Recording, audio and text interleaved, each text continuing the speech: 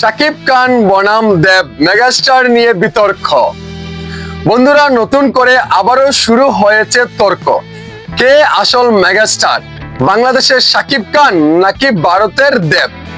আর এই বিতর্ক এবার দেব ভক্তরা কেঁপে গিয়েছে শাকিবিয়ানদের উপর। ওদের দাবি শাকিব খান শুধু বাংলাদেশের ভিতরে জনপ্রিয়, কিন্তু দেব নাকি পুরা ইন্ডিয়াতে সুপারস্টার। তবে ভাই, আমরা কি মুখ বুজে সহ্য করব? না, চলুন আজ খোলামেলা আলোচনা করে ফেলা যাক কে আসল মেগাস্টার। শাকিব খান 25 বছর ধরে বাংলার সিনেমার রাজা। তার dialogue, delivery, look, fan follower সবকিছুই শাকিব খানের একক রাজত্ব করছে। বাংলাদেশের বাইরে Kolkata, Dubai, Malaysia, Europe, London Shakib খানের ফ্যান বেস আছে। অন্যদিকে দেব পশ্চিমবঙ্গের একজন বড় তারকা, তবে ওর ফ্যান বেস পশ্চিমবঙ্গের মধ্যেই সীমাবদ্ধতা।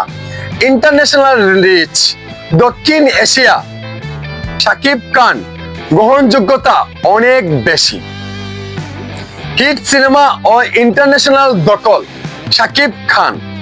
শাকিব খানের নামেই সিনেমা চলে। ঈদ মানে শাকিব খানের নতুন ব্লকবাস্টার সিনেমা। দেব অনেক ভালো অভিনেতা হলেও তার সিনেমা ফ্লপ হিট মিশ্রণ। শাকিব খানের প্রিয়তমা, নবাব, বসগেরি এইসব সিনেমা দুই বাংলায় রেকর্ড করেছে।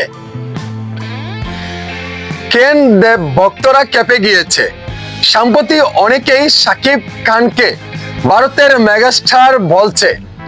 বিশেষ করে কলকাতার কিছু বড় বড় পেজ, ইউটিউবার পর্যন্ত গণমাধ্যম কর্মী অনেক প্রশংসা করছে শাকিব খানকে নিয়ে। আর এরাই কেঁপে গিয়েছে দেবের কিছু ভক্ত।